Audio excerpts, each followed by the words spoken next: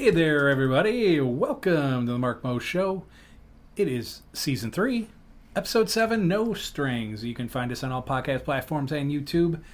And I would like to introduce my co-host and producer, Aiden Maloney. How you doing, dude? Pretty fantastic, a little sleepy, bit of a busy week. I'm sure we'll touch on a little bit of what we're doing today. It is Saturday for the lovely listeners out there. We're going to be emceeing, commentating a fun festival in our hometown of Valparaiso. So, a little popcorn festival, which will be super fun. But a lot of people drinking popcorn festival. Yeah, they take it seriously. I love it, and yes. You know, it's evolved over time, as many things do. But I remember one year, and it was when you guys were younger. Aiden's my son, in case you guys haven't clued that. If you were born yesterday or something. Right, exactly. Or you're mega. Didn't have to be too mean. Right. Right. So, at any rate, Aiden is my son, and I have others too. Not sons, kids. I don't know how many. It's not important future right now. count. We'll get it eventually. It'll end up being like Nick Cannon. It's like, oh shit, I have 12 kids. Exactly. Hi, I'm Sean Kemp. So at any rate, we went one year, and it was like Popcorn Fest. It was one of the first times I took the kids, and we're walking around, whatever, a bunch of tents, people selling shit and food and whatever. That's exactly it. The tents are called shit and food. So at least they're honest. At least they're honest. But like we walked all the way around, and God, at least an hour. And I said, "Where's the popcorn?" This is true. I was like, "Where's the popcorn?" Yeah. So we finally found like this dude. He had like butter and kettle and caramel and like a bunch of stuff. But I was just like, you'd think the popcorn would be like free flowing, right? There'd be popcorn on every corner. That's what I'm thinking. Yeah. Like I want kids running around with little bags of popcorn, and like there was one tent like we didn't find till like the end of the day, and it was like the information tent, and they had little bags of popcorn. Yeah. Like I would have loved to have known that. Right. The sign shouldn't say information; it should say popcorn. Yeah, popcorn. Exactly. Yeah. That's why we're here. Ideally, why we're here. We're celebrating popcorn. Where's popcorn? It's on the float. You can't eat it. That's not helpful. Right. That does. I'm going to the movies. It's probably stale anyway. Get some popcorn. Yeah, well, yeah, I'm sure it is. But at any rate, I just want to mention that Aiden has his own YouTube gaming channel. It's called Aiden Spelled the Right Way. He has PC gaming content like GeoGuessr, Polybridge, Observation Duty, and much, much more each and every week. Even chess. Finally. Chess. Finally. I discovered that the other day. I'm like, okay, let's just be honest here, folks. So Aiden has been telling me over recent weeks, man, I'm really getting into chess now.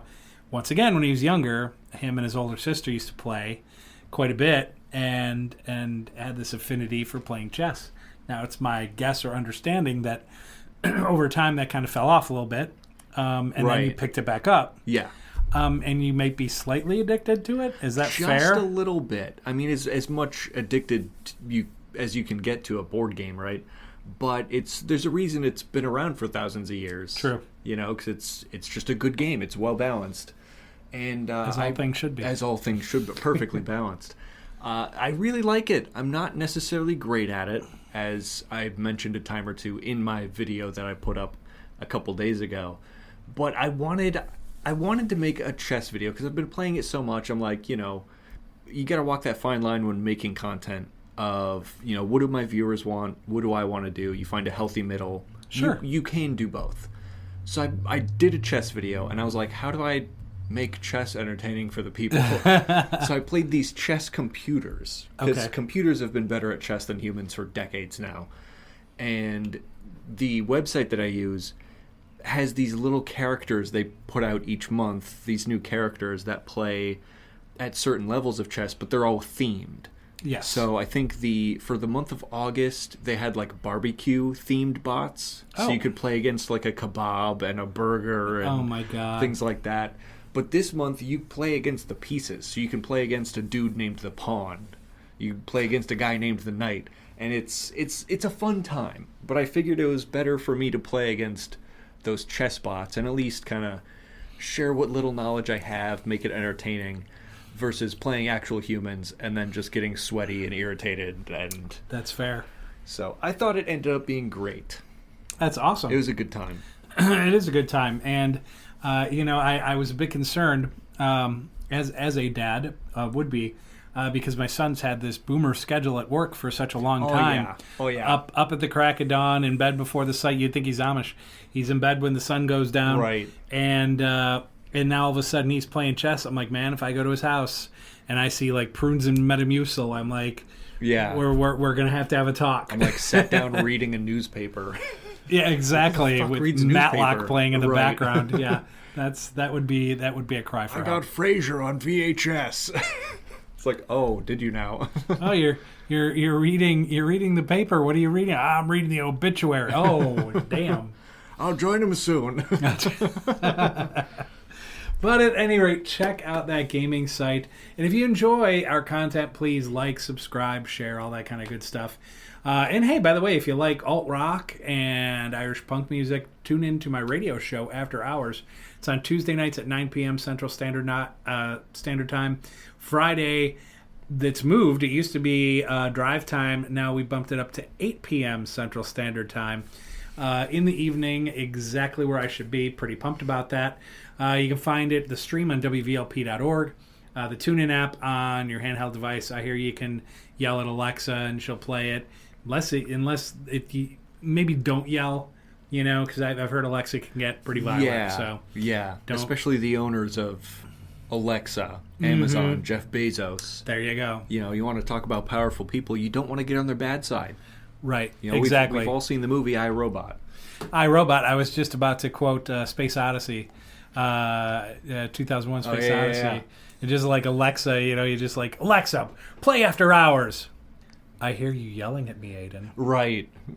I don't much care for that. Is that a Hal reference? It's a Hal reference. Yeah. So, once that shit starts happening, I'm out. Right. I am moving to the woods. I am out. Yeah. I'm done. The second that computers start thinking that they're better than humans, which I guess doesn't apply to chess. Don't think about what I said 2 minutes ago. Right.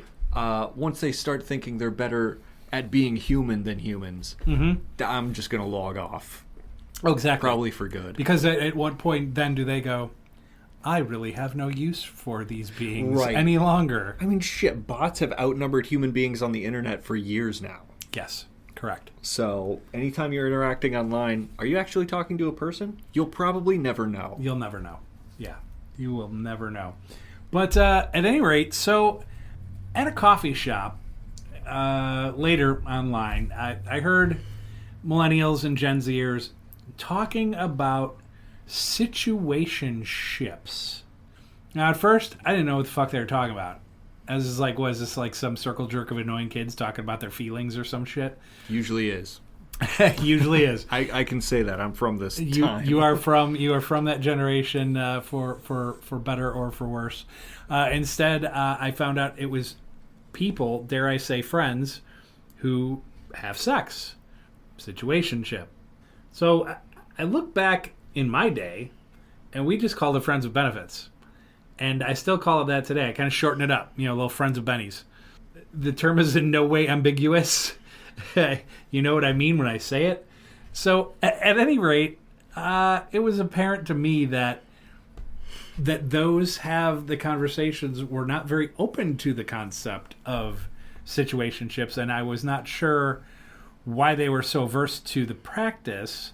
After all, friends with benefits and polyamory is on the rise, especially among millennials and Gen Zers, surprisingly. There are so many reasons, in my opinion, not even my opinion, I did a little bit of research on this. So there's reasons it's on the rise. So for example, it's online apps make it super easy to meet people. You don't even have to leave your damn home. People have a fair commitment. They're just like, yeah, no thanks. We also have this evolving societal views on traditional relationships. People love having flexibility and independence that traditional relationships just don't provide. And many simply don't care to share their emotional intimacy with someone else. So, I don't know. I think there's another reason. And it's Gen X, especially boomers. We all grew up. Most of us dated. Many of us got married. live happily ever after, yada, yada, yada. Well, I'm not so sure about that last part, but over 50% of Gen X marriages end up on the scrap heap, and the kids, the referenced Gen Zers and millennials, are left to pick up the pieces. Their distrust of the institution of traditional relationships and marriage, to me, makes so much sense. And aren't we all just trying to be happy, whatever that means to each and every one of us? Remember Pinocchio? When did he become happy? He became a boy, and there were no more strings on him. That's when he became happy. I guess that only leaves one more question, really, to this whole situationship, friends with, but whatever you want to call it. If situationships continue to rise, then what does happen to the institution of marriage or families, or longer term, the continuation of the human race?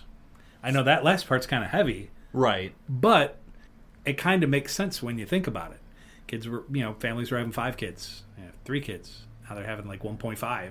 So right. At some point, the replacement rate is 2.1, right? Mm-hmm. Yep. And that's not. Most of Europe is below the replacement rate. Japan, South Korea below the replacement rate. I think U.S. and Canada are close below, I believe. But yeah, it's an issue that I think stems from for 2 reasons. I think the first reason is the internet, and I know that's kind of a wide thing to say, considering the internet is this bastion of knowledge and entertainment, but it's also it increases stress. Social media specifically increases stress, the feelings of loneliness, anxiety, depression, and with more and more kids spending a dozen hours on screens every day. And when I say kids, I mean people below the age of 30. That's kind of a wide term, but yeah, oh yeah, these zillennial aged people spending 10 hours a day on screens, it's going to lead to those feelings of loneliness and detachment from society and other human beings as a whole. And then the second reason is people are fucking poor. Working Americans are poor. There's more people than ever in recent history living with parents or living with grandparents because people can't afford houses. Right. People can't afford rent. Wages have been pretty dog shit for, a decade, maybe 2? Oh, yeah. And it's just becoming unaffordable to live on your own, even as a 20-something, as a 30-something, even older than that. So, I mean, are you really going to go out on a date and bring a girl home to your parents when you're a 31-year-old man? That's kind of a tough sell. That's a tough sell. So I think it stems from those 2 issues of people being chronically online and living, generally speaking, being unaffordable. And I have this theory. I more of a hypothesis. I have this hypothesis that polyamory and thruples, if you will, have always been popular. They've always, or maybe not popular is the right term, but they've always been around. They've been around. They've always been around. And I think with more and more things being shared every day, the internet being this massive forum of open communication just spreads awareness of the atypical. Yeah. Because most people think of a relationship as 2 people. So a throuple or more than that, situationships and so on and so forth, being atypical, it's kind of thrust into the light. Whereas I think they've always been around. They've always been around. They've always happened. It's just maybe not been broadcast to the globe. Sure. So I think it's perhaps no different than it was 3 decades ago, 5 decades ago. I think it's just being broadcast more. Yeah. And I think the reason that people are having less children, not getting married, I think the not getting married part specifically stems, at least in my opinion on it, because I hold these beliefs too, a general distrust in the government. Sure. I think the government having a hand in and in part controlling my relationship is just not a desirable trait. No, really isn't. So That's always been alarming. So I think a distrust in the government's probably part of what is making the marriage rate decline. But because that's in a sense, it's the institution of marriage. It's government. It's a form. You got to sign it, and right. It's like, who the hell wants to do that? Why can't two people just be together? And if they wake up one day and don't want to be together, you just pack up your shit and you go different ways, and you just kind of keep moving, But then it's like this institution of marriage is created, and then 5 years, 10 years, 15 years down the road, something doesn't work. Now it's like a major deal. Right. Now there's like kids, and there's homes, and there's cars, and who's going where, who gets what. I mean, right. People see that and have experienced it, either being the kids of it or being the parents of it. Sure. It's a shit show. Even if they go well. And mine went about as well as a divorce can go. Sure. But even so, there were road bumps and there were potholes and there are things you just got to deal with that you didn't have to deal with before. Right. And I think of those that do not go well. Where one parent is a deadbeat, or one's an alcoholic, or one just doesn't want anything to do with the kids, or, and it's a shit show. And I think kids have seen that over the years, and they're just like, yeah, whatever that was, I don't want that. Right. Right. And once again, and if you talk about procreation too, it goes back to that money part. Right. Because kids are fucking expensive to raise. $500,000 to raise a kid to 18. Yeah. You're telling me I have to save save and spend $500,000 in 18 years? I won't make $500,000 in 18 years. Nope. At least most people won't. Most won't. That's true. So, I think we're really at this crossroads. So I just found it very interesting with these online comments and conversations that I had heard. And the fact they were calling it situationship. And it was just so weird. I'm like, first of all, where's the ship coming in? It's like relationship, situation. I'm like, what's a situation? I'm like... That might be the point of it. It's kind of like a half joshing you. Making a jape and a goof and a gaff. It's Could be. You have a situation with a person, whether positive or negative, most of the times complicated by the sounds of it being a situation that you can't otherwise describe with adjectives. And then it's not a relationship, it's just a situationship. Right. I think is where it stems from. I don't know if I've ever used that term in my life before today, but I've definitely heard it before. Yeah. I've certainly heard it. I've heard it like 3 times in the past week and a half, and I was just kind of like, okay, we're going to talk about this because it's obviously the terminology is being used more frequently. But I don't know. Like, we've gone over Gen Z terminology before, which honestly go back in the AK219, the annals of AK219, right. The anthology. There's some pretty funny and interesting commentary on the Gen Z slang, if you will. And so, like, I feel like this was birthed out of your generation for one reason or another, calling it that. Right. And I just found it kind of odd. I was like, was friends with benefits not... Or it could be more overarching. It could include friends with benefit situations. It could include on-again, off-again type relationships. Yeah. It could include... a friend zoning that still has some type of tension to it. So I think it's more of an overarching, like they all fall under the umbrella of situationship. Sure. Okay, that makes sense. Is my take on it, at least. No, that definitely makes sense. Well, by all means, throw your comments at us. Let us know what you think. We'd love to hear that for sure. Unless you're Stoner Stanley, we don't. I don't know if he would provide thoughtful insight. Yeah, I'm not sure. I would love to know what his situationship with Kevin is. That's the hot tea. That's the hot tea right there, without question. All right, when we return, we are going to do a little Carpe DM.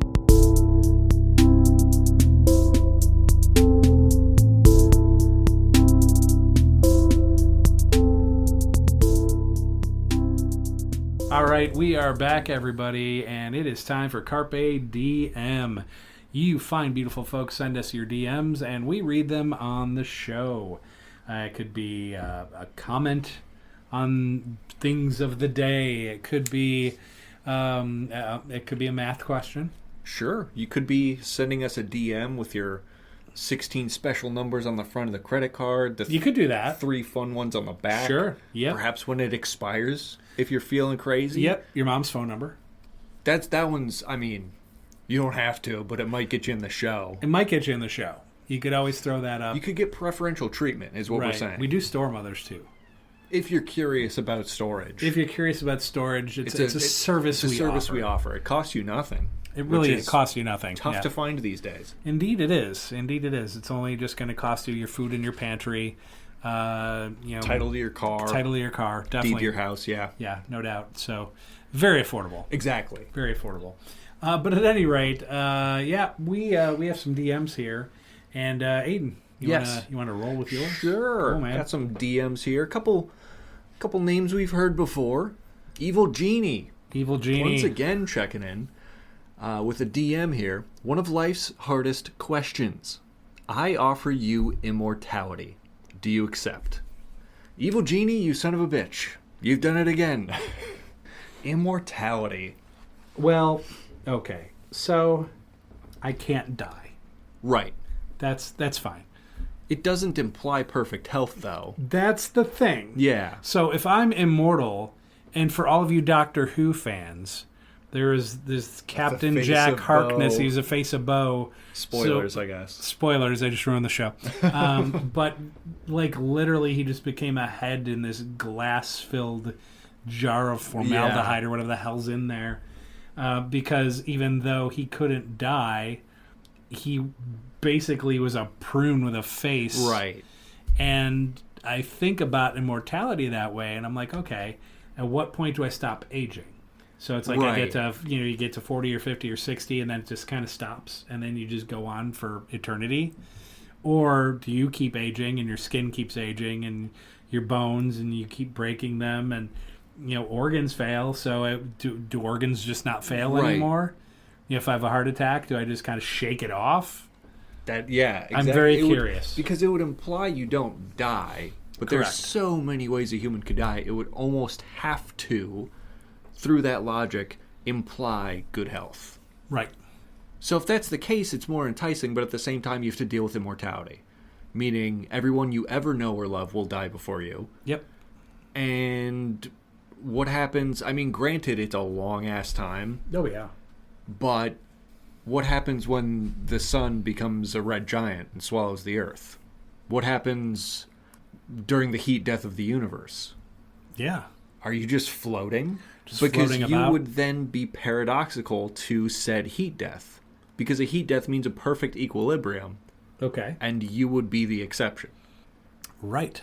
There can't be a perfect equilibrium because you're different. You're not like perfectly spaced apart nitrogen and helium. You're a complex human being.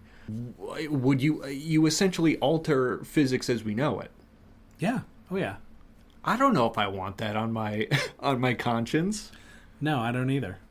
Well, think about it. What if you're in a building and the building explodes, and so you crawl out from underneath the rubble and you've got like third-degree burns, and what you just walk around this massive burn victim for the rest of eternity, right? Or you go blind and now you can't see shit, but you're always going to be there, right? No. No, like it would almost be more enticing if you were just allowed to like relive your greatest moments, and just re-experience those joys, right? Rather than like, an endless or like a couple billion years worth of being able to create new joys. It's like, yeah, but there's something special about only getting to do it once. Yeah. It adds more meaning to things, I think. I think I would turn it down. I know there are billionaires out there that are trying to do immortality and world leaders looking for it. Trying to live forever. Nah, I'm good. Even if I was worth $1 billion or I was the leader of a country, like still. Right. Not for me. Nah, the way I look at it is like, hey, if I could make it to 100 and I have really good health up until like 85, 90, so that's something that's interesting. Possibly, but then you think about it and you think about people that, that guy died so young, he was 58 years old. And I'm like, yeah, but he lived most of the good years. Sure. And I don't mean to, if you're an older person out there, fuck you, I'm living good years. Many don't. Right. Many don't. It's the kidney dialysis years. It's my medicine cabinet is filled with pharmaceuticals that are all doing nasty shit to one another. It's hey, I just shit my Depends again. Can you wipe my ass right? It's those years. Yeah. And then I think about those years, and I'm like, yeah, I don't know if I'd want them. No. That does not sound like the best time. Not appealing. No. Mm-mm. Not appealing. I'm good. So I think I'm good as well. Yeah, I agree. Our boy Craig, you're trapped in a Groundhog's Day scenario for 1 week. What do you try to accomplish, do, or learn in that time? Oh, man. That's a really good question. And number one, I love that movie. It is a great movie. It's a fantastic movie. You get to repeat the same day 7 days and retain information. Right. And then what? Probably on the 7th day, you just live it through, and then you wake up the following day. I would imagine so. I would probably spend the time trying to undo wrongs or mistakes that I had, at least ones that I consider maybe fixable. I would maybe spend time like doing that. If there's, I don't know, like Bill Murray uses it to like get to know this girl he's interested in to the point where he like really knows her now, but he kind of uses this as a cheat code to do so. I don't like that part. Seems exploitative. It does a little bit. It does a little bit. So I don't know if I would use it for that. Like I said, I would probably try to find a way to fix some screw-ups and maybe take time that I normally wouldn't have to learn a skill, to do something. Right. Maybe that, I guess. Yeah. I like that. Because I don't know what 24 times 7 is off the top, but it's just shy of 200 hours, right? Yeah. 173 hours? I don't know. 170. You told me there'd be no math. Whatever it is. Yeah. It's a lot of time, and of course you'll spend a third of that sleeping. But then again, if I know I've got these 7 days, maybe I'll just stay awake. Sure. Yeah, I love the idea of learning a new skill. I would probably take the extra time to play more piano, play more chess, finally get around to recording my music, or at least like get good enough at singing to feel comfortable doing it.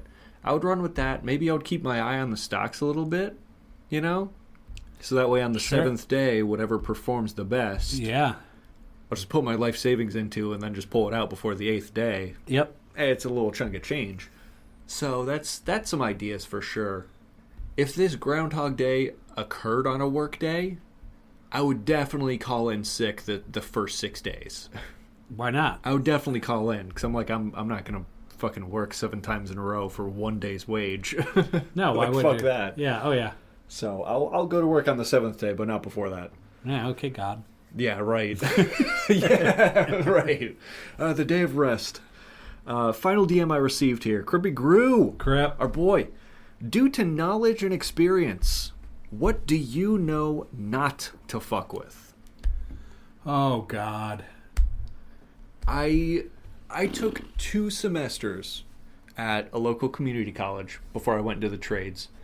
And one of the semesters I went into automation and robotics. And one of the entry-level classes, you have to learn about electricity. Yep. And the more I learned about it, the more it made me realize, like, holy shit, like, it's super dangerous. And of course it's dangerous. Like, usually people's idea of electricity is, like, lightning bolts or, like, getting a little zap if you touch a live outlet. No, that shit's scary. It is. It is remarkably scary. This is why you never do your own electric work if you don't know what you're doing. Yeah, electricity is terrifying. I wouldn't touch it. I know I went to school for it. I withdrew after the first semester because it's just not for me. Yeah. Yeah, don't fuck with electricity for sure. Or trains. Or trains. You cannot stop a train. Like, you can stop a car if you accidentally leave it in neutral without the parking brake on. Yeah. You can't stop a train. Don't hop in front of a train. Is my advice to you. That's great advice. That's excellent advice. I guess a more realistic point would be don't try to beat the train in your car. Oh yeah. Because if you lose, you're gonna lose. Oh yeah. Yeah. So trains and electricity, don't fuck with them. Yeah, I would agree with that. I don't know anything like in specifics really for that, but I would probably just in general say anything automotive or anything home improvement. It's just like, look, you need a room painted, I can paint. I've painted a lot, so I can definitely do that. If you need something basic. We got drywall down. We do have that. That was a skill we picked up. Thank you, Paul. Definitely a skill we picked up. I don't know if we're good mutters or not, but we can at least get it up in your room. Right. But I think about, like, I don't know, like say you need something done, say plumbing is a perfect example. You got a busted toilet. Well, I'm not going to sit there and YouTube all day. Right. People do that, and I don't know why. Like they're going to sit there and be like, oh, I can fix this. Let me Google this. Let me research this. Now, you're spending time. You're spending hours wanting to figure, like, at the end of it, like, shit, I can't. Instead of maybe just going, like, I probably don't have the skills to do this, so I'm just going to call someone. Right. And then you're done with it. At some point, they're going to show up and they're going to fix it. Right. But you're done with it, rather than spending hours, which time is money. Whether it's your own personal time or not, time is still money. Your time is valuable. Your time's valuable. Yeah. So you're spending that time, and it's like minutes, hours, maybe days, to go, shit, I can't. Well, hell, dude, you could have just done this from the beginning. And then you start dealing with, like, loss aversion and, like, oh, well, I've sunk this much time into it. Sunk cost fallacy. There's a reason. Yes. It's scientifically studied. It's because people just do it. People just do it. People just do it. You don't have to. People just do it. Like back in the day, I would fix your computer. That I was really good at that. My dad was a mechanic, so I guess I was a mechanic for computers. And I was really good at it at one time. And so like that's what I would do. People wouldn't sit there and be like, oh, my screen is black. Well, let me just screw around with this for an entire afternoon instead of getting my reports done for my job like I should be doing. I'm going to mess around with this all afternoon, possibly screwing it up even more. Right. Instead of calling Mark, who's the guy that comes and does this. And what you do is you pick up the phone and you call me. Yeah. And you don't send an email because your screen's black. Can't see shit. But what you do is you call me. Semantics. Exactly. And then I show up and then I'm like, oh, plug, done, bye. Yeah. And everybody's happy and it's done. So it's just, I suppose it's that. Yeah. I suppose it's that. If I really think I have a skill set to fix something or create something, I'll do it. Right. If I don't, I immediately I go, nah, I have no idea. I might look at a quick YouTube. They're like, like we did that for the car once. Yeah, is this in the wheelhouse? Yeah, we had to replace a light on my driver's side. So we like Googled it, and we both kind of looked at each other, and we're like, doable. Yeah, I think we can do that. And we did. It wasn't too bad. But once again, don't spend a ton of time on that just to go, well, I guess I'm going to have to call them anyway. Right. Yeah. Just pick up the phone. Just get it done. Just pick up the phone. Pick up the phone. Get it done. Yeah. I guess if there's one last thing not to fuck with, day trading. Yeah, if you don't know what you're doing. Do it. 99% of people that day trade lose money. Lose their ass. Yeah. Lose money. And if you think you're gonna, I can be part of that 1%. I've got a scheme. I've got a method. I have a system. Guess what? You're a gambler. You're gambling. Right. Might as well just go to the casino. Just go to the casino. You're gambling. Day trading is gambling. Don't do it. Yep, I agree. I guess by default, also don't gamble. Just don't gamble. Don't gamble thinking you're gonna make it big. Right. That doesn't happen. You can gamble for fun if you're in the right mental state to do so. Yep. Don't gamble to make money. I agree with that. The house always wins. Right, because most gamblers don't know when to stop anymore. Right. So I would agree with that. Was that your last one? Yup. Alrighty. I have one from @PopcornPD. Our boy. Yo, my favorite Valpo podcasters. I know y'all hitting up that festival, so tell us where to go. My man Peter. Can I call you Peter? I just did. You do that. Popcorn Peter? Popcorn Peter? I hardly know her. Hey, Lois.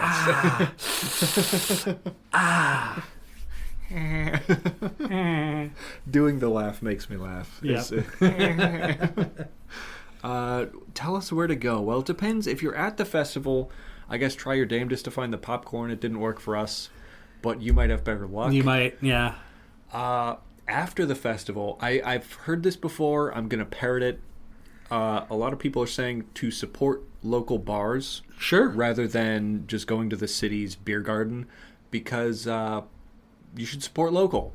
And especially with the drama between the city and excise kind of cracking down on restaurants trying to make money on Popcorn Fest just to funnel it into the government, just go to the local bar. Support local. Go grab a pizza and a brew. Yep. You know, not that I want to shit on the city government, but I'm definitely going to shit on the city government. Oh, feel free. I will not stop you. Fuck y'all.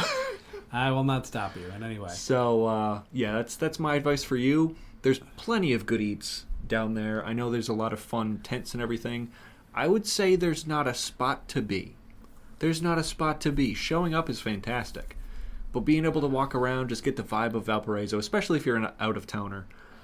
Be careful where you park so you don't get towed. Oh, yeah. Super important. If you show up late, you're going to park far away. You'll walk 10 blocks. Yeah, easy. But yeah, just showing up and experiencing Valparaiso if you're not from here, or just walking around the tents, getting to meet local business people, most of whom are very kind. Yeah. Oh, yeah. It's just a good time. There's not a place to be. It's just showing up. Yeah, I would agree with that. There's a lot of fun things to do, and it's always weather dependent. There have been some years where it's hot as hell. There have been some years where it rained. Rained on us last year. We were wet. We were gross. First time in like 2 decades. First time in 2 decades. Popcorn Fest. We're out there emceeing for the first time. Yeah. And we're just getting wet. And then we had things to do afterwards. And we're just like, oh man, I feel gross. Yeah. But this year, for example, 65 degrees and sunny. It's going to be a perfect day. So it's a great day to just walk around. And you always run into people, too. So you just kind of shoot the shit with them for a bit. But there's a lot of places to go, so it's like a little combo. You go outside, walk around a little bit, then you go into Smoketown Blues Barbecue, and you get yourself a pulled pork sandwich and a beer. And maybe you should. Maybe you go into B-Dubs because it's college football Saturday, and you're just like, hey, this team's playing, let's go catch some of the game. So you take a little break, go in, got some great appetizers at B-Dubs are wonderful. So you get some apps, you watch the football. You can, Aiden referenced the beer garden. So you're going to have the beer garden out there if that's what you want to do. There's bands. There's 3 bands playing, I think. And once again, it's free. So you can sit there, enjoy some music, get up, walk away, come back, different band. It doesn't matter. You do whatever you want. Right. Blockhead is great. Asian fusion food. So Blockhead's got some really good stuff. Home brews, yeah, really good stuff. We'll have to, for our beer review, we'll have to do some of their stuff one of these times for sure. Then you have, what's that pizza place of the... Yeah, Rolling Stone. Rolling Stone. Yeah. They have a little window. You just go right up, get yourself a slice, get yourself whole pie, whatever you want. The pizza's really good. Not to get off track, but what I was referencing earlier in the show during the opening dialogue, when I said I was tired because there's a lot of people drinking during Popcorn Fest. Yeah. I'm one of the guys that stocks for it. We stock the beers. Yeah. We stock the beers. That Rolling Stone Baker pizza takes a lot of beer. Oh, for sure. A lot of it. It's such a prime spot. They're right off Lincoln Way, which is essentially our main street. Yes. And I do have to say one thing, too, and this is a little offshoot, too, but it's worth mentioning. With all the beer available, things of that nature, rarely are there problems at Popcorn Fest. It blows my mind. I'm like, all this free-flowing liquor, you have this on the south side of Chicago where I grew up. It's getting nasty. Some Irish dudes are going to start throwing fists, and, rival high school kids are going to start fighting. I mean, this is what happens. So here, it's just, so nice to be able to just hang out all day, have a few brewskis, have some food, and like I said, it's just really not many issues at all. Yeah. It's pretty amazing. Yeah, I would agree.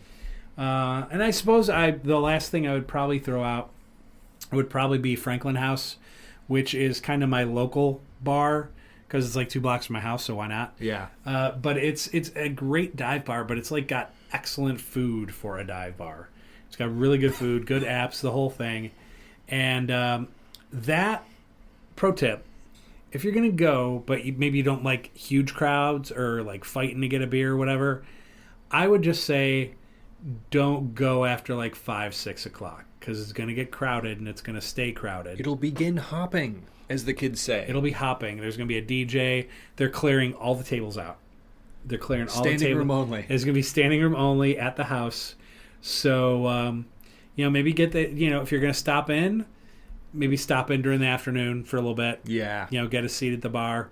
And like if you're going to stay there for a while, get that seat at the bar and be like, got it, claim it. Put your jacket on it. Put your jacket on touchy. it. You are no touchy. That is your spot. A little piece of masking tape, Aiden's seat. That's it exactly. No doubt. Like the celebrities, those chairs with the names on the back. But yeah, that's pro tips. Popcorn Peter, PT. That's what I would say. At GlizzyMaster666. Oh, my man. He's a devil dog. Okay. Anyway. Okay. Settle this argument for me. My New York friend says ketchup is okay on a hot dog. I told him to go to hell. Where do you guys stand? I see where the name comes from, Mr. Glizzy Master. Indeed. Not for me. It's not for me. Ketchup on a dog. I don't enjoy ketchup, period. I'm not a huge sometimes if fries are not good enough to stand on their own, I'll get some ketchup for them. Although I prefer mayo. I was gonna say there are better things to dip fries in. Yes. You could go ranch. You could go nacho cheese. There's better things to dip fries in. True. I'm not a fan of ketchup as a condiment, period. But when it comes to glizzies, no. I would just say kindly no. And of course, taste is subjective, but objectively, you're wrong. You're wrong. Ketchup doesn't belong on a hot dog. It belongs in the garbage. In fact, tomatoes are better before they get cursed with becoming ketchup. That's true. You could put tomatoes on a hot dog. That's a better idea. Sure. If you want. Most dogs that are good can contain tomato. I would agree. It's all about a Chicago dog has a slice factor. of tomato. It's got a slice of tomato. It's got the sport peppers, celery salt. Yep. Big old pickle. Big old pickle. Yeah, that's what that is. Yeah, I like my glizzy simple, like my brat simple. Chili Mustard cheese dogs are pretty fucking good too. Those are good. Yeah, I don't mind that addition on a dog. That's pretty good stuff. But largely, give me the hot dog. Give me the raw onions. Not so much on the caramelized ones. Give me the raw onions. Give me some relish, pickle relish, and some mustard. That's it. Yeah. That's all I need. That's Simple a good dog. Yeah. It kind of reminds me of the ballpark, too. Because, like, when I go to the ballpark, those are readily available. And as a kid, it'd be like, oh, boom, boom, boom. And it'd be like, oh, that's so good. Yeah. And so just from a young age, like, that was a hot dog to me. Yep. Yeah, I would agree. Yeah. Big bratwurst guy, though. Oh, beer brats, man. A little Dijon on there. Yes. Get real. Brown mustard. Get real. I was about to say that ground mustard, man. Yeah. Get some of that shit on there. Oh, For it's real. so good. So good. At Vermicious Canid. Oh. Oh, indeed. That's right. We are here on Earth. Roald Dahl didn't just make us up. You know who our leader is? I'll give you a hint. He's orange. Oh, no. Oh, no. Oh, no. And that makes sense because he does look a little bit like an Oompa Loompa. Although the Oompa Loompas were scared of Vermicious Canids. Yeah. Interesting. Curious. I know, right? Curious. Perhaps some genius level scientists out there could give us some hints about what's really going on. I know, right? You know? That would be a good idea. Because I definitely would think he would be the Vermicious Canid kind. The Canid. Yeah, definitely a Canid. Yeah, like you were saying. No doubt. Thank you, Vermicious Canid. Last, certainly not least, at Stoner Stanley 420. Oh, God. Alan and... Oh, no. What'd he say? Alan and Momo. Cop porn. Fest is in the Valpo land. I am not a belief that they have a fest for this. Oh. I will check in, but if there are too many cops, I won't stay long. Oh, well. I am carrying my guys. Jesus, Stan. Whoa. Didn't know you got down like that, brother. It's popcorn Stan. Yeah, just a little mispronunciation. It happens with him. It does. Gets a little foggy of the brain. You don't have to believe it. It's real. Yes. It's not belief system or not, you can. There's evidence of its existence. Okay, this is not a religion. No. Popcorn Fest actually happens. It does happen. It does happen. Yeah, I would say no gats. No. No gats. There are plenty of lots of swine around. So if that's not your thing, I would maybe not show up. Yeah. Yeah. If you are carrying, so to speak. If you're carrying, whether it's green or guns. Or guns, yeah. Maybe just don't. Yeah, a lot of piggies around for the Cop Porn Fest. It's in the name after all. It is in the name. It's boy, that was something. Yeah, this is popcorn stand, which I'm sure at some points in your evening you probably crave popcorn and cheesy poofs and things like that. I'm almost positive you do. Yeah. As any good lad does. As any good lad does. So that's the end of Carpe DM. Please feel free to make comments or send your DMs to us on any of the socials. Mark Maloney, Aiden Maloney. We have the Mark Mo Show podcast, Facebook page, Maloney Media, Instagram. Reach us on any of our page. I think AK219 lives somewhere, yeah. Oh, it lives everywhere. Lives everywhere. There you go. So just find us. And by the way, I just brought it up. AK219 was a podcast that Aiden had with Stoner Stanley's significant other, Kevin. Right. His situationship. And Kevin bowed out because he was busy. Anyway, so we've resurrected it in a sense to make it a collab. It's the collab channel. It's a collab channel. Yeah. So you take all the fun, crazy kookiness of the Mark Mo Show and you pring, little pixie dust. You sprinkle in a little bit of Aiden Spelled the Right Way, which is the gaming channel, and you get the new AK219. Yes. New and improved. Yeah, I think it's fun. It's good.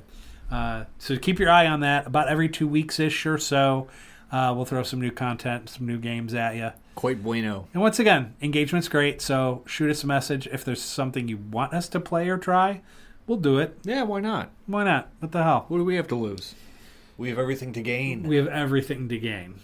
Maybe. Within reason. Yeah, That's within what reason. The people are saying. Yeah. We have everything to gain. That's what the people say. At any rate, there is a part of the show that we go into, which is called the Other Foods. So Aiden, he goes out into the wilderness of the interwebs, and he finds food, lots of food, crazy food, disgusting food, and he talks about it on the show. Some of the things he finds blow my mind and make me want to vomit sometimes. Do you have something like that for us this week? Of course I do. Oh, good. I didn't want. Of course Yeah, I do. Don't let me down, man. Yeah, I as you were saying, I did some traveling. Oh, did you now? To get this knowledge. Okay. I went to the country of Brazil. Ooh, okay. Yeah. I found 3 of their lowest rated dishes known associated with Brazil. Okay. So the 3 worst Brazilian dishes of all time. Okay. Are they ranked? Is it like 3, 2, 1 or It's 1, 2, and 3. 1, 2, and 3? Okay. First and foremost, saving the best for first, couscous paulista, which is a Jello molded cornmeal, olive, sardine, hard-boiled egg mold. That sounds disgusting. And of course, couscous what? Couscous paulista. Oh my good God. Of course, you can get a little crazy with it. Some people add shrimps or green peppers. But yeah, at its base, it's cornmeal, olive, and sardine. Ugh. In molded. It's been molded. It's been something. It's been molded. So that's a pretty fantastic one. They claim it's a casserole, but looking at the picture I'm looking at, that's not a casserole. That's a Jello mold. That's okay. This looks like the fruitcake Grandma sends you for Christmas every year, but worse. Yeah, it's all savory A food. lot worse. And shit that doesn't mix. Right. Like sardines and my mouth. What's about to spoil in my fridge? Okay, let's bake it into a Jello mold. Right. Oh, what do we call it? Couscous paulista. Oh my God, that's disgusting. Secondarily, out of Brazil, I found something that you'd think sounds pretty good. Okay. Pescoco. Okay, sounds good. It's a cut of meat. It's a cut of beef. Oh, even better. It's a steak. Okay. It's the beef neck. It's the neck of the cow? It's the beef neck. Oh. So it's a beef neck steak known for being tough and muscular. Yeah, I don't think so. Fan voted as the second worst dish of Brazil. So that cut must be terrible. That's got to be a bad cut. It's terrible. That's got to be just like bloody, hot, nasty, jerky, right. whatever. Oh. Yeah, so that cut of beef alone gets second place on this fan voted thing. None of this animal goes to waste. Yeah, well, beef neck maybe we should have just used Leave it alone. Just used for stew or something. The last one I have for you, out of Brazil, I hope I don't mess up this pronunciation. Buchada de bode. Oh. A traditional dish made from goat's offal. And we've talked about offal a time or two. Which means we're using the stomach, intestines, liver, lungs, and heart of the goat. That's gross. The organs are clean, chopped, and mixed with chopped vegetables. Before being stuffed in said offal. Oh, that's gross. That's disgusting. Which, believe it or not, was third ranked. So people found that one cut of beef neck worse than goat's offal. Wow. That's bad. That says something. That does say something. That says something. So that's the 3 worst dishes from Brazil that I could possibly find on the World Wide Web. Ooh. Well, that's good. But bad. It's good for me. I'm not in Brazil. I'm not in Brazil, and I do not have to eat that. Thank goodness. Well, let's try to turn this around a little bit. A little 180? Yeah, a little 180. Although a lot of people use the term 360. I've noticed. Heard that, and that's it's like, oh, we're going to do a 360. I'm like, oh, that's just going to put you right back here. Yeah, it's right where you started. Yeah, don't do that. It's going to be a lot of effort just to be right here. Yeah, and there was like the whole TikTok dance thing from years ago. Where's the song where it's like, did a full 180, and then people were doing a 360. It's like, we're not paying attention to the song, are we? It's a 180. If you're facing me, that means you're facing away from me. That's a 180. 360 degrees in a circle. That's how we measure. That's how we measure that. So 180 would be behind you. Yep. Which is why people say, let's do a 180. Exactly. My goodness. Unbelievable. It's time for the Fry Guy Fry Review. Oh, let's freaking go. Ladies and gentlemen. I try more of a local place. I do that on occasion. And this time, in Valparaiso, there's a place called the Franklin House. We just mentioned them in talking about Popcorn Fest, or if you're Stoner Stanley, Cop Porn Fest. Yeah. You want to go to Franklin House, good food, whatever, good times.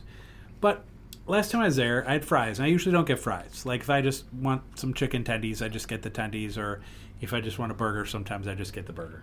But I decided to get the fries the last time there. And they're very good. Like, you can tell that they more than likely cut their own fries from the potatoes that they... Like in-house, yeah. They probably, like, peel and blanch and, like, all that kind of stuff. So that's always a good sign for me. They are good. And if you season them, they're still good. But I also feel like they need ketchup for me. Oh, I see. I get that way a lot with, like, people that make their own fries. Sure. Especially if they're just a little bit thicker of a cut. Not an actual steak fry, but just a little bit thicker of a cut of a fry. I feel like I just need something to dip it in. Yeah. Nevertheless, the fry is good. They always come hot. And good crisp? Good crisp. Good crisp? Okay, good. Definitely a good crisp. They're never... I've never had a soggy French fry there. So definitely good stuff there. I give it a solid 8.5. Oh, that's good. I give it a solid 8.5. That's good. It is a good French fry. 8.5. Yeah. Impressive. Definitely. Yeah, impressive, it was good. For a local joint. Yeah, no doubt. It was definitely good. But at any rate, if you find yourself Valpo, hit up Franklin House and try it out. Have a couple of brewskis and get fries with your sandwich. Not sponsored, but recommended. But recommended. Definitely. Highly recommended. Anyway, we're going to take a quick break here, and when we come back, it is our feature segment, You Just Made the List.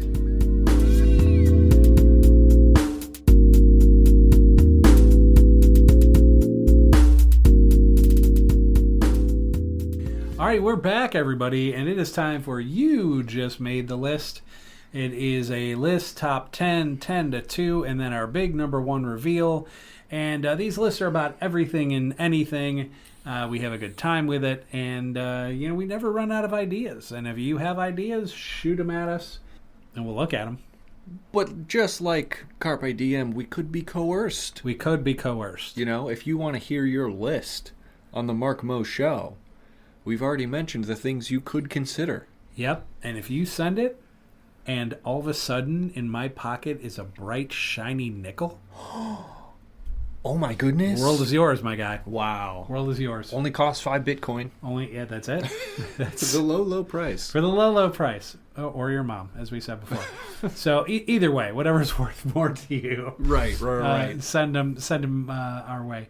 All right, this week you just made the list best grunge albums. Now, I immediately forgot one. Oh no. But I'm not gonna go back because I'm gonna wait to see if you put it on yours. Oh, I see. And if not, I'm gonna mention it. And we're both gonna feel gonna silly. feel stupid. So I'm gonna wait until you do your list. I will start mine. Best grunge albums. Number 10, Vitology by Pearl Jam. Oh yeah. Not only is it a solid album, but like the CD was really cool. It was like it was like kind of like a leather bound book in the way that the case was done. It was really neat. Number 9, a little different. The Singles motion picture soundtrack. Oh. So for any Gen Zers or millennials out there that have Gen X parents, they're like, oh, I wonder what it was like when they were young. Watch the movie, because you're gonna get like the complex relationships and lifestyles and everything that we had, but you're gonna get all the music we listened to. It's very super cool, especially if your Gen X parents grew up in the Pacific Northwest. I'll just throw that out there at you. Number 8, Core by Stone Temple Pilots. Nice. Great album. Number 7, In Utero by Nirvana. Another good one. Number 6, Super Unknown by Soundgarden. Number 5, 10 by Pearl Jam. It's a great one. Number 4, Nevermind by Nirvana. Number 3, Dirt, Alice in Chains. These are so good. They're so good. And I'm just like running through my mind, like every album you mention, I'm like, oh, I got that in my iTunes. I got that in my iTunes. Hell yeah. I got these 3 tracks from that one. And number 2, yes, I rated this above Dirt, Jar of Flies. Oh. Alice in Chains. I think it's just dirty. The lyrics are like, you can clearly tell that Lane and some of the guys were depressed AF, man.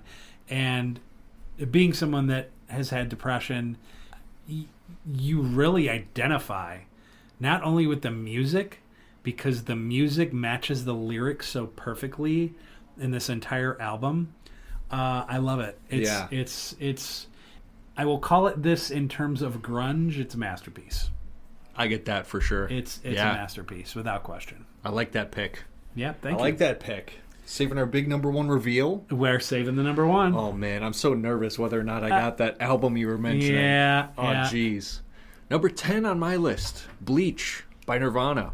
Oh, Bleach. Yeah, Bleach is good. Yeah. Number 9, I had Versus, Pearl Jam.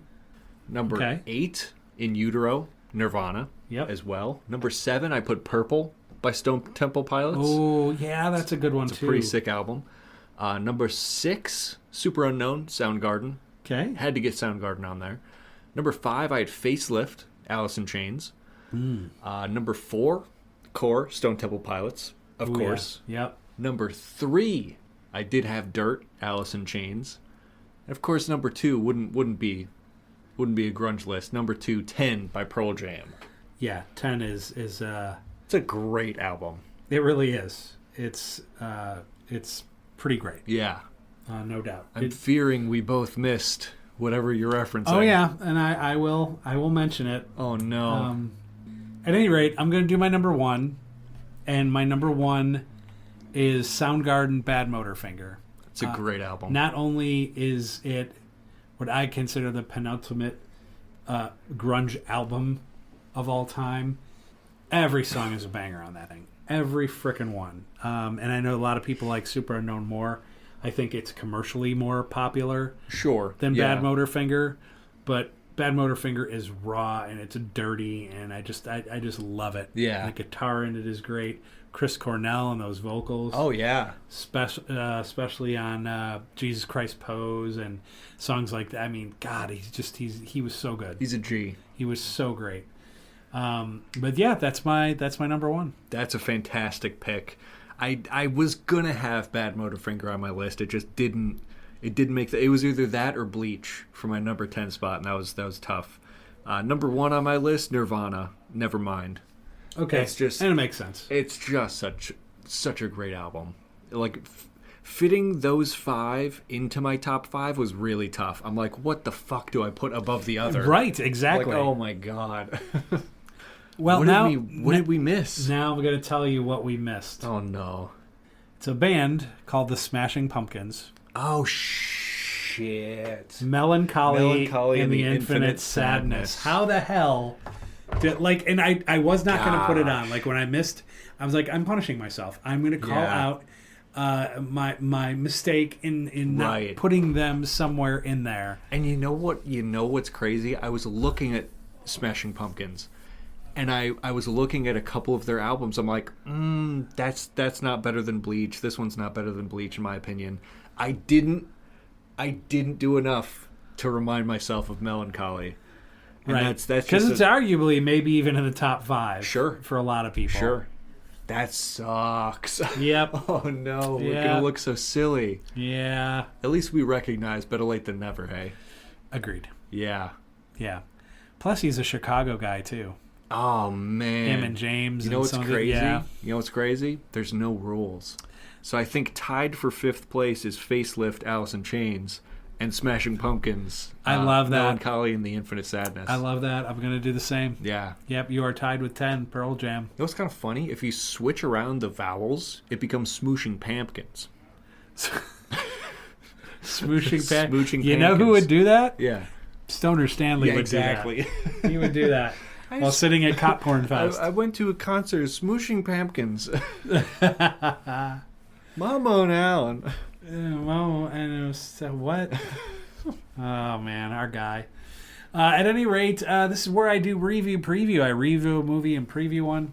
However, haven't seen one. Number 1. Number 2, I decided as a little Coach's Corner throwback. That was a radio show I used to have with Aiden and Kevin Blumpkin. So Kevin's what? He's an earthworm farmer. Give him a break. Yeah. So busy man. He's a busy man when he's not spelunking. We used to have a show, a sports show, covered all the major sports, even hockey. But the minor of the major the sports. Minor of the major. There you go. We just angered a lot of people in Minnesota. At any rate, we're skating here, eh? We're skating here, eh? That's more Canadian or whatever. Oops. Who cares? It's the same Canadian shit. light. It's the same, yeah. It really is. At any rate, I decided to take the review and preview and do college or pro football with it, which somebody stop us because we could go off the rails talking about sports because sometimes we do that. It's kind of what made the whole show possible. It's what made that show possible when we had it because we would just run with it. Oh yeah. So at any rate, we review is a college football because their first week was actually last week, and so it's college football opening weekend, and I'm just going to mention a couple brief things about that opener. So, opening weekend, Ohio State's defense damaged Texas quarterback Arch Manning's chances of winning the Heisman as they defeated Texas at the Shoe. Oh, no. That's terrible. I don't care. 7 points was all he got. One thing I forgot was that the defensive coordinator of Ohio State is Matt Patricia, who was a defensive coordinator for all the championship Patriot teams. Oh, that's crazy. So there's that. Small world. So that kid got smoked. Virginia Tech and South Carolina drew great ratings. It was a very competitive game. I like both teams and their uniforms and their fan base, the whole thing. They just it's a thing. But it was a really great game. Florida State not only upsetting Alabama, but whooping their ass was a delight. That was so beautiful. It's not your father's Alabama anymore. Yeah, I got this big, silly smile across my face when I saw Alabama taking a fat L. And that one Alabama fan that flipped off the camera as they panned to him. Oh, for sure. Oh, yeah. Poetry. Yep. Oh, yeah. So there was the Florida State-Alabama game. We had LSU and Clemson in an epic battle down to the final win. I was watching the game with my buddy Carlos. And early on in the game, just looked like Clemson was going to roll him. And it's just like, whatever. And Carlos is getting upset. Why are we watching this? Why are we watching this game? I don't but then like LSU crawled back in, and then it was kind of a little back and forth.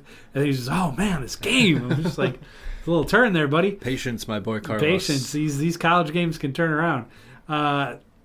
But it was great, and LSU pulled the win at Clemson, which is always great. Last but certainly not least, Notre Dame Fighting Irish took on the U. Miami outplayed most of the game, but the Irish made a late charge to tie it up. So it was like, we might pull this thing out after all. This would be amazing. But then the Hurricanes won on a last-second field goal. Yeah. So while it was a bummer, because I'm a Notre Dame fan, it was still a great game. Yeah. It was a great game, and I was very pleased with it as a whole. All in all, very solid first week of football. I gave that, I ranked it. Oh. I gave it a number. I ranked that first week of college football an 8.5 out of 10. Beautiful. It was a good first week. It would have been 7 on 10 if Alabama won, but them losing is the extra point. It's the extra point? That puts it into the good category. I would agree. An A tier. Yes, most definitely. A little tier listing there for you tier list folks. Hey, for Alabama losing. Yes, most definitely. And then our preview, obviously, is the NFL, because when this goes live on Ye Olde Podcast on all the different platforms and whatnot, we will not have yet played the first full week of NFL football. So let's look. We had the Thursday night matchup, which has happened, and it was actually a close game. Philly won a close game. Philly and Dallas, so I watched it. It was Philly and Dallas, so I didn't care. Yeah. Really didn't care what the results were. I'm just happy to see Dallas lose. Yeah, I'm usually happy about it. That's twice, right? What's the NFL doing to me in regards to Philadelphia sports? You got to stop. Philly. You got to stop that. If I myself rooting for Philly one more time, I might have some sort of breakdown. It's very possible. Yeah. I would agree with that. And then Friday night, KC and LA. Sundays early at matchups. Kind of pedestrian. Like the Tampa-Atlanta one looks pretty good because Atlanta's a little bit better this year. Their defense is going to be better. And, of course, Tampa's got Baker. And Baker's a stud. Baker's a G. One of my favorite quarterbacks in the league. So that game should be pretty good for the earlier slate of games. The late games look really, really solid. The Niners are playing the Seahawks, which is always a good in-division rivalry. Detroit at Green Bay. I don't like either team, but I really dislike one more than the other. So I hope Detroit...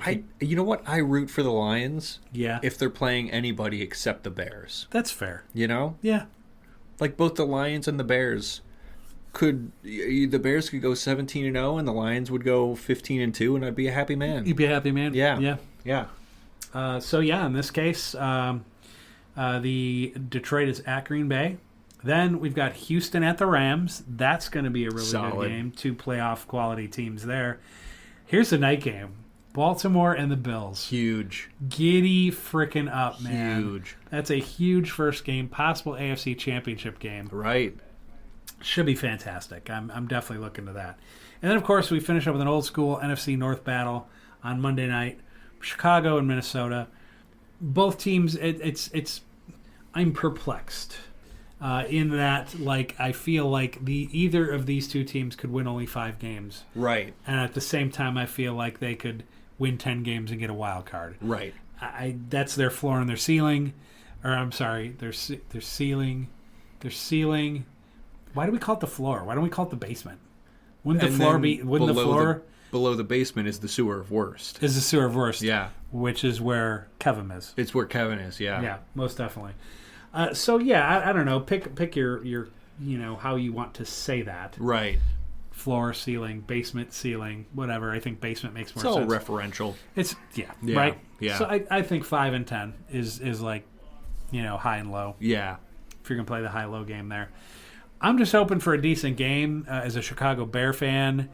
Number one, I just hope the quarterback doesn't suck. Right. I don't need him to be a top 5 quarterback. I just need him to be good. Because we already have a good defense. We have a good running game. Some pretty good receivers. Definitely some 2 good tight ends. Yeah. Like, I feel the rest of the team is good enough. So we just need him to be good. Right. That's it. If he can throw 20 touchdowns and stay below 5 Not too many picks, yeah. Couple nice running plays, and then the defense and running game just do their thing, we're going to win more than we lose. Right. Yeah. The wild card will happen. It'll be dandy. Yeah, it would be lovely. That's what's ideal, and at least we have a competent coach for once. For once. Yeah, it appears so. He definitely has a little bit of an attitude. He has shut down practices before. He yells at people, and I'm not saying that's what you need to be a great coach, but because the Bears haven't had that in so long, we need somebody to get in there and kick ass. Had Mark Trestman and Matt Nagy. Oh my God! Hey Matt guys, Nagy. I think if we just pull it together, we might be okay. Oh my God, Matt Nagy. You know, if football didn't exist, I know exactly who Matt Nagy would be. He would be in the Goonies movie going, "Hey, you guys!" That would be Matt Nagy to me. He'd be in the Goonies remake that nets like $300,000. Exactly. Goonies 2 Nagy's Revenge or some shit like that. Electric Boogaloo. The seduction. Yeah, I'm just over that shit. But straight to DVD. Yeah, indeed. But catch these NFL games. They should least off jump pretty good. I would agree. Yeah, pretty good stuff. But before we take our final break, we have a little segment called While You Were Sleeping. So this has to do with TV shows and YouTube channels and games and movies and everything you can imagine. Because sometimes we miss things. Sometimes life gets busy. Hey, have you seen this movie? Hey, have you played this game? And you look at them like they're an alien. What are you talking about? Right. Sometimes you just miss it. But you know who's going to pick those pieces up? You know who's going to tell you what you missed? This guy right here. This guy right here. Yeah, do it. I'm talking here. Talking, Although yeah. that's not that segment. It's not that. Came from AK209 way long ago. That was early on. I'm talking here to tell you about what you've been sleeping on while you were sleeping. Yes. One of the most highest rated sports video games of all time. Ooh. 9.2 on 10 from IGN. And IGN is usually harsh on sports games. They're usually tough, yeah. They're harsh on sports games. 9.2 on 10. Holy shit. From IGN for this game right here. NCAA Football 2006. Yes. Yes. We had this game for the PlayStation 2, and we played the shit out of it. Oh, we did. Absolutely 100%. Came out in 2005, like they always post-date these games. So it's called 2006, came out in 2005. American football video game developed by EA Sports, released for the PlayStation 2 and Xbox. It is known for its innovative Race for the Heisman career mode, which is super fun. That's fun. Super fun. Allowed players to start in a high school athlete, make their way up through college stardom. The key features: Race for the Heisman, impact players they introduced, which allows you to give special abilities to key players, of course. The Dynasty mode, which was super fun. Create a school. Create a school is fun. Create a school and create an athlete were both super fun to do. Yes. The soundtrack, featuring a unique soundtrack, a mix of punk rock, college rock, hip-hop, a first for this series of EA games. Of course, you could play it with historical teams, which was fantastic. And then you can have the mascot games too, right? The mascot games is going to be the next thing I mentioned. Yeah. We had a little competition we were running for a couple months when I was a wee lad, and God, that had to have been a decade and a half ago. Yeah. Where we would pair mascot teams, and every player on the team is 99 overall. Yes. So there's literally no edge to whichever mascot you pick. They're all the best a player can be. Mm-hmm.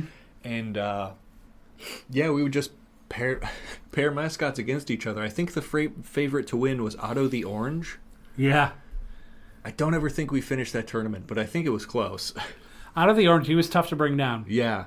He's just a big fat citrus fruit. He's a big fat citrus fruit. The Stanford tree was freaking hilarious. Oh, dude. The Stanford tree was so complex because they tried to make the physics work. Yes. But you're running on a PlayStation 2 engine, which just can't do it all. Couldn't do it all. Couldn't do it all. Right.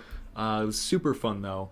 NCAA Football 06, is often considered one of the greatest college football games ever made due to its innovative features, balanced gameplay, and deep customization options. I agree. Which I totally agree with. Yeah. Oh, yeah. It's excellent. So, PlayStation 2s are cheap. Xboxes are cheap because you can get them used for pennies on the dollar.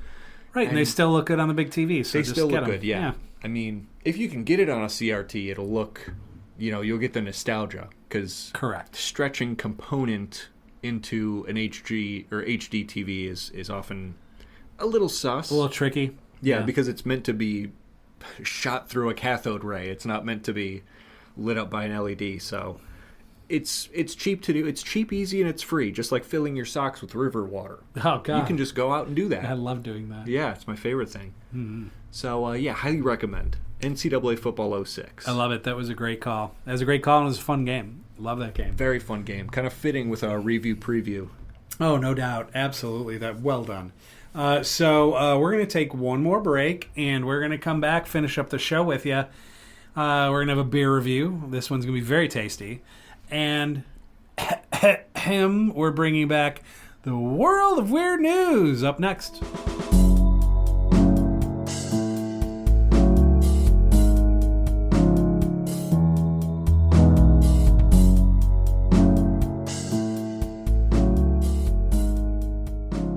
All right, we're back, everybody, and it is now time to drink a little beer. The official brewski. Beer review. The official beer review, indeed. Trademark. As a matter of fact, when I went to the liquor store, I had mentioned, she had said, yeah, we're getting some new brews and blah, blah, blah.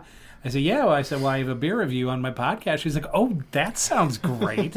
Like, she was so excited for me. That's awesome. And I said, yeah. I said, so I'm always looking for new and interesting beers. She's like, oh, we're getting new ones in all the time. Come talk to me. I said, say less.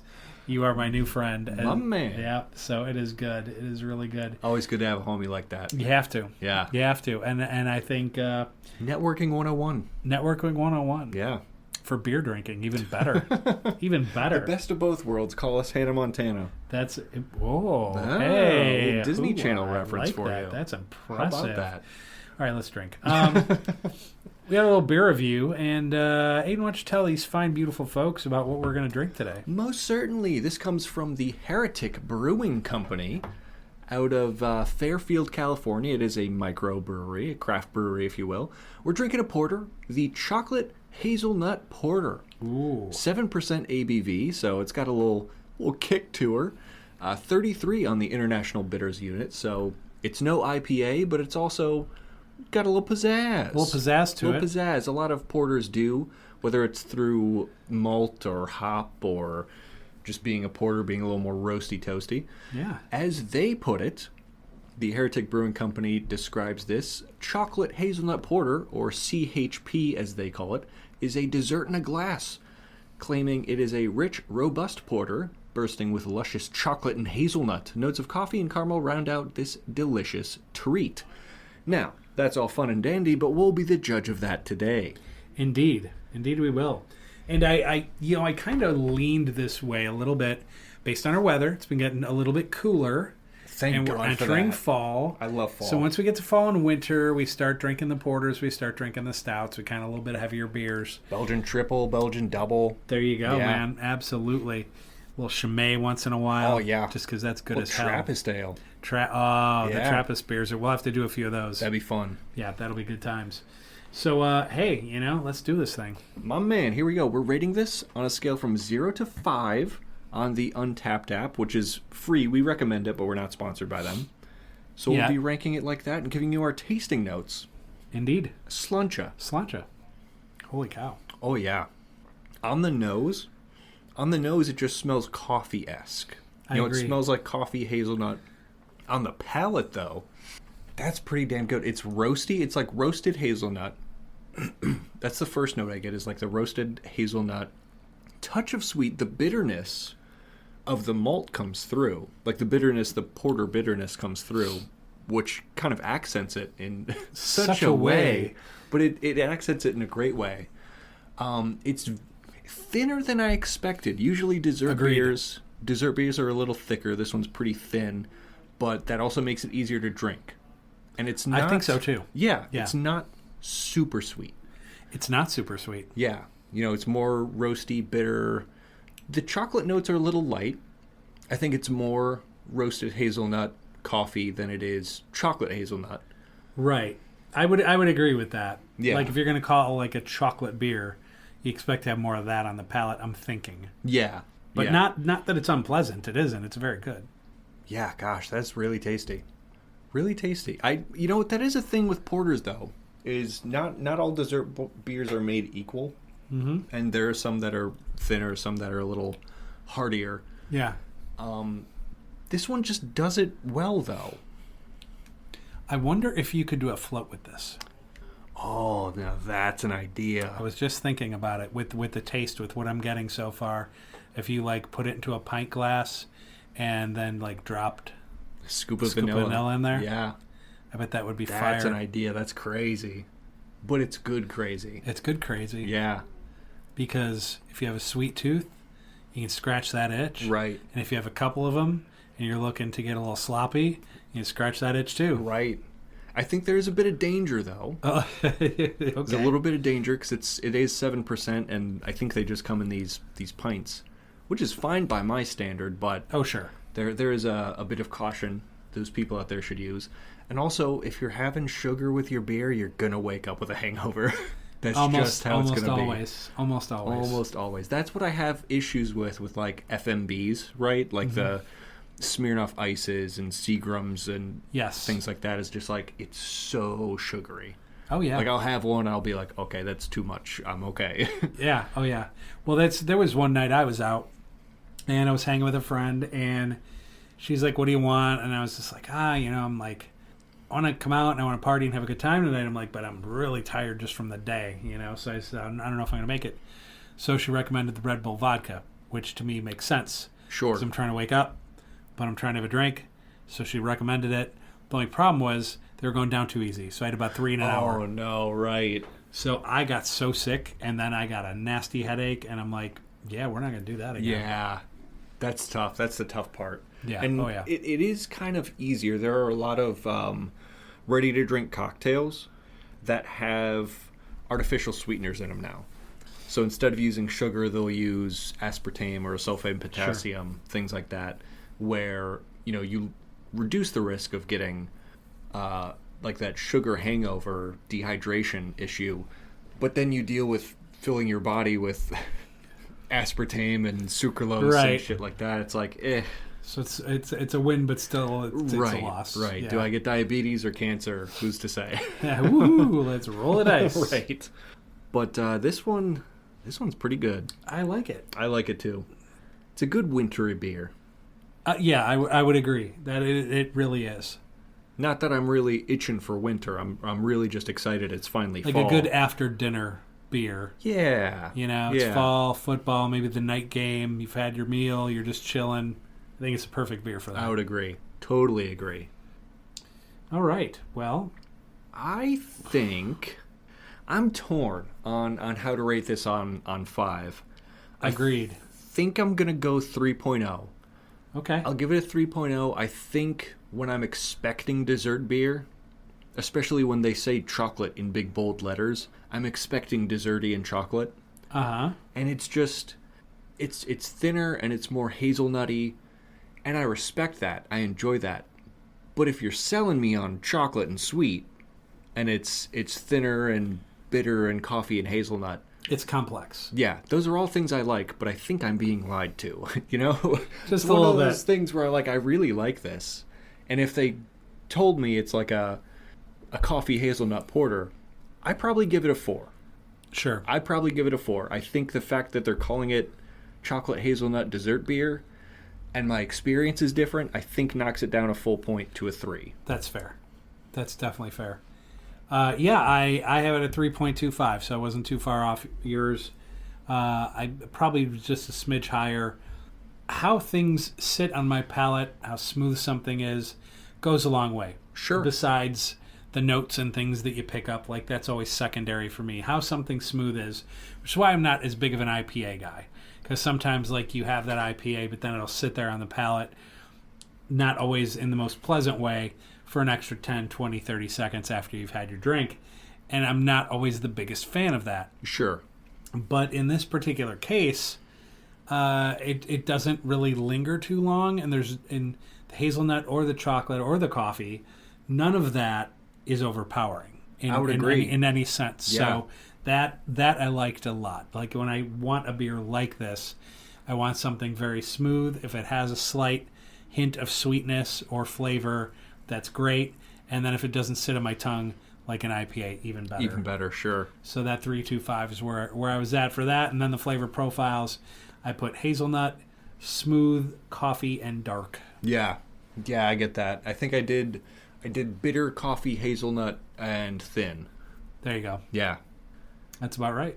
And that's our official beer review. That's the official beer review. Our first entry from the Heretic Brewing Company. Yeah, I'm looking to try more. I think they had a few more on the shelf, so we'll definitely have to try those. Just to mention this, on the app that we use, they give you badges for different things that you do. So I'm on level 7 for the can badge. That's 35 check-ins with a canned beer. I'm sure Aiden is like level 700. I unlocked. This is interesting. This is called the Kick-Ass Kick-Off Central USA. Whoa. Start the season off right with your friends from Punch Cigars. Mind you, haven't had one in a while. Kind of jonesing, not going to lie. Popcorn Fest tomorrow. I'm just saying. Get to know the official cigar of beer lovers a little better here. PunchCigars.com. Not sponsored. Interessante. But, not sponsored. You know, maybe, they don't pay us. Maybe soon. We'll see how that goes. But at any rate, the beer is good. Yes. Beer's good. Liked it. I agree. Liked it. Enjoyed it. That was a segment. I'm so excited for fall. I am too. Excited for it. Just because for baseball it's playoff time. For football it's getting started. And then it's just a little cooler. For me, some people are like, oh, shorts in my polo and it's really good. Nah, you can have that. That's fine for you. Man, give me my flannel. Give me my hoodie, my zip-up hoodie, my jeans, a little bonfire in the backyard, a little crispness in the air. Love that shit. Perfect. It is perfect. Now, it's time to finish up the World of Weird News. Here. I think I hurt myself. Oh, no. I'm good.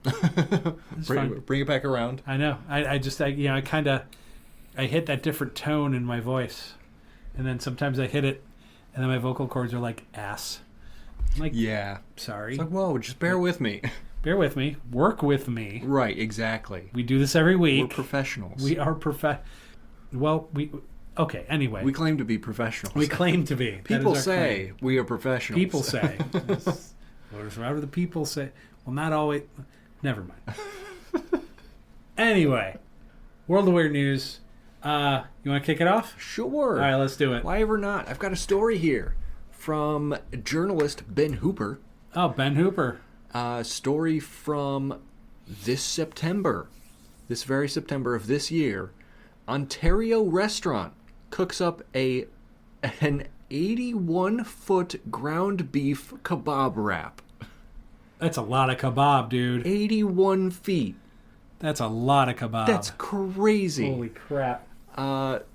So from September 5th, an Ontario eatery attempted a Guinness World Record by preparing a massive ground beef kebab wrap that ended up measuring 81 feet long. Damn. Smokey's Barbecue on Ottawa Street in Windsor took the record for the longest ground beef kebab wrap on Wednesday, ending with an 81-foot wrap. Damn. If the attempt is approved by Guinness World Records, the eatery will become the first to hold the record.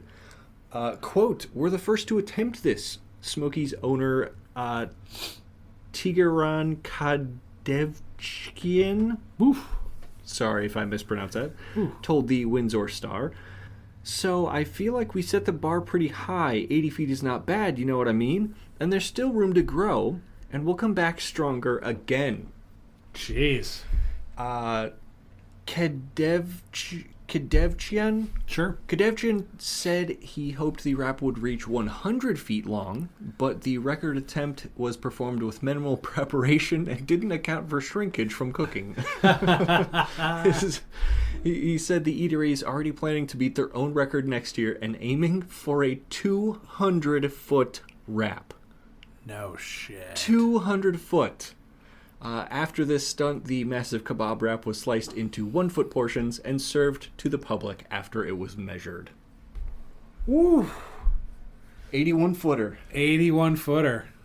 Wow. The big 8-1. God, I kind of wish I tried it. That sounds fantastic. It does sound good. Beef kebab. Because I am hungry, and now we're talking beef kebabs. Yeah. I mean, in all honesty, you had me at beef neck. But yeah, I know, right? But the kebab, now we're talking. Here's the thing. How hungry would you have to be to eat 81 feet of food? Oh, God. Oh, there's no shot. There's no shot, right? No, there's no only way. so much that the stomach can hold, and only so long an esophagus is to contain 81 feet of food. I don't think it's possible. You would hurt yourself. Yeah. I honestly think that. I mean, I've eaten those like Jimmy John's sandwiches, those 18-inch subs, so it's 1.5 feet. Yeah. Oh, yeah. I'll do that in a sitting. If I'm hungry, I'll do that in a sitting. So 1.5 feet of food is possible. You could argue 2 feet of food is possible. Yeah. Oh, yeah. Beyond that? Woof. Fuck. I don't even think professional eaters, like Joey Chestnut, how many feet of hot dogs do you think he eats? And if he's downing 70 dogs, each dog's 1/2 foot, that's 35 feet of dogs. It's 35 feet of dogs. So even a professional eater only gets 35 feet of that kebab. That's true. Huh. Crazy. Interesting. I think we get a hold of Mr. Joey Chestnut. Yeah. Hey Siri, call Mr. Chestnut. Call Mr. Chestnut. I got a challenge for you, my friend. How do you feel about kebabs? I have 81 feet of meat and you've got a mouth. Are we talking? Are we talking? You ever been to Cup Point? No. Anyway. Are you getting a restraining order? Okay. Outstanding. Great. Thank you, Mr. Chestnut. All right. So my world of weird news. I'll start with the title, as I always do.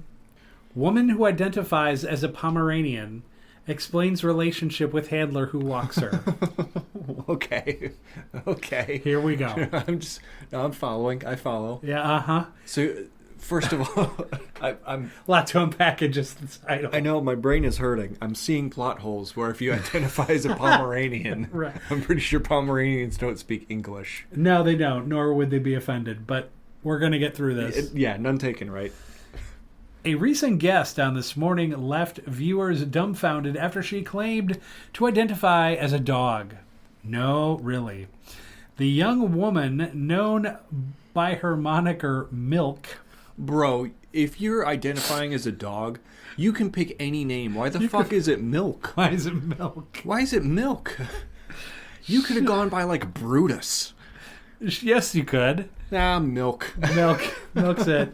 The young woman, known by her moniker Milk, shared that she feels like a Pomeranian, even just showing off her dog collars.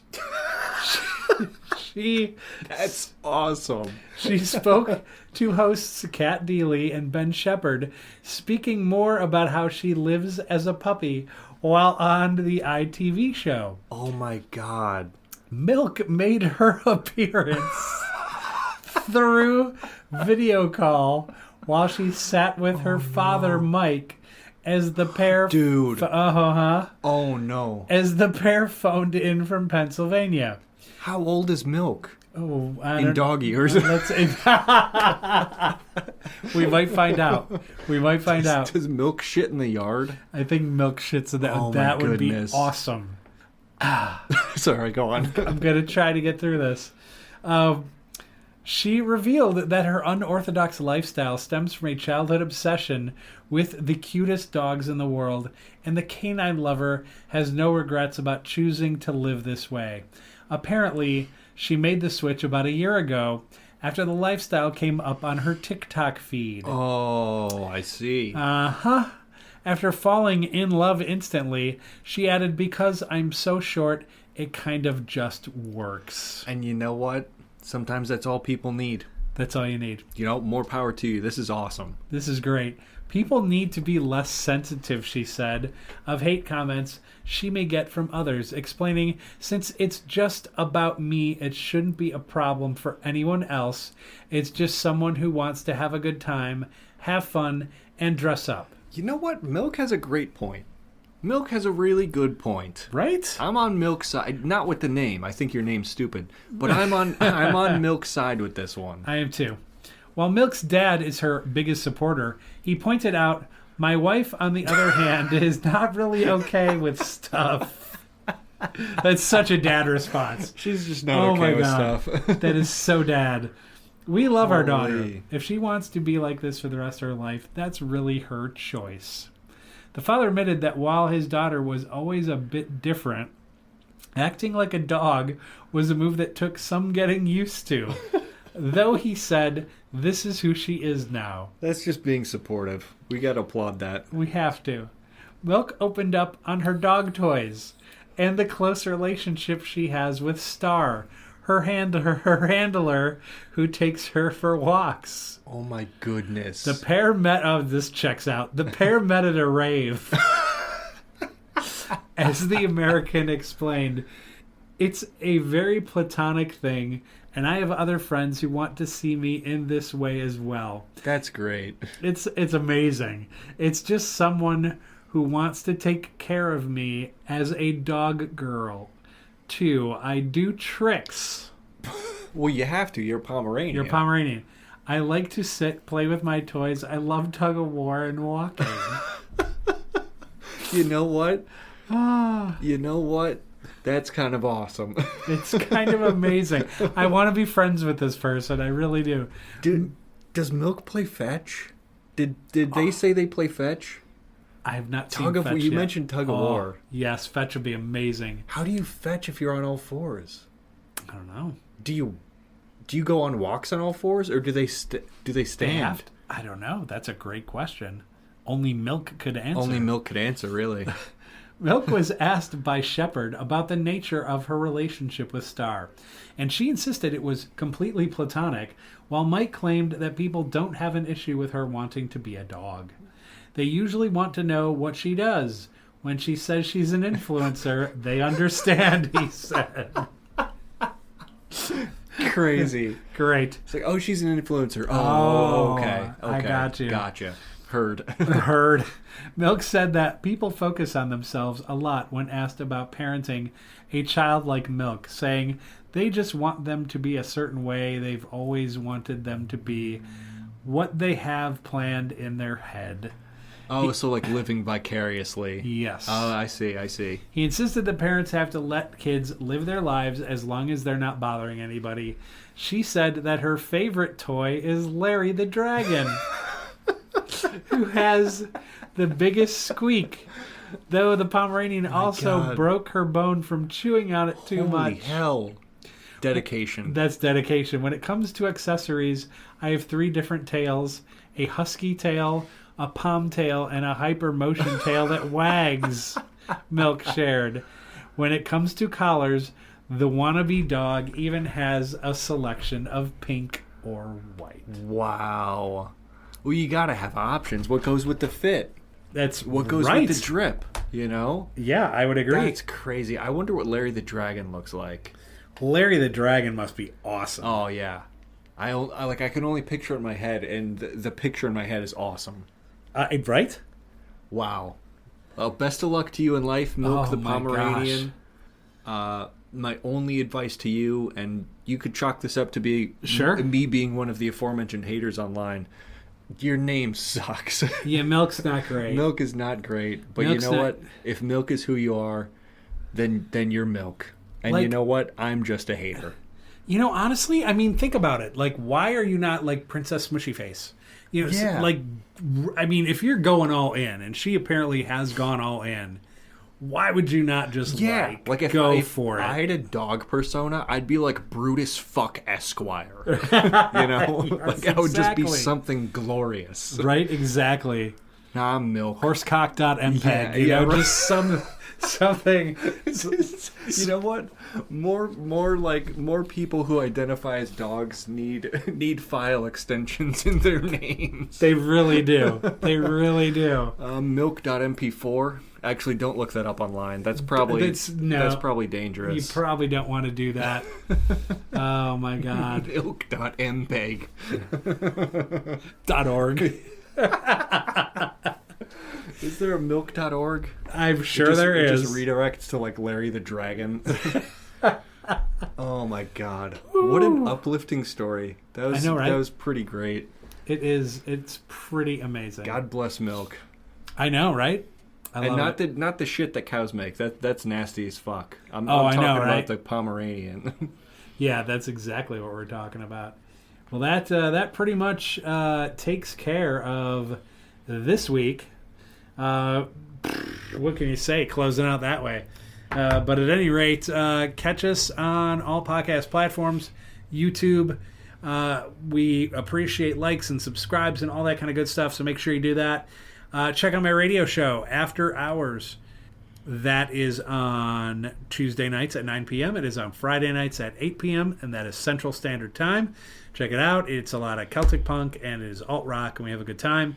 Aiden, what should they check out of yours, dude? Aiden Spelled the Right Way. Indeed. On YouTube. It's my gaming channel. It's a lot of fun. AK219 on YouTube and Patreon if you're interested. It's all just bueno. It's fun content. It's free content. Patreon is free, but if you want the exclusive stuff, it's $1. But yeah, it's all just a good time. Awesome.